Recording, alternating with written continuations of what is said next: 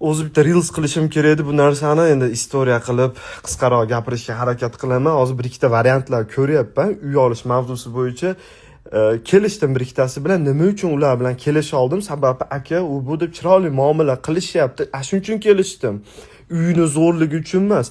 Boshqalar bilan gaplashyapman. Takoy elitniy uylarda anaqalari firmalar, shu JK qurilish kompaniyalari moli menejerlari konchunni mollar. Salom bersa haligi olishni bilmaydi, gaplashishni bilmaydi, muomalani bilmaydi. Haligi tushuntiryapti tursa ham davay deb hali tezda qutulyapti turgandek qilib tushuntiradi. Jahling chiqib ketadi, bir ikkitasi bilan qo'pol anaqa tortishib ketib qoldim.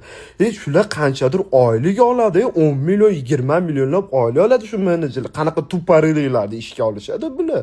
Na muomala, na grammatika, rus tilida gapirishga harakat qilyapti, vashi xato qilyapti. Hali ishonging kelmaydi-da, jala bu seryozni kompaniyami deysan, pul ham berging kelmaydi.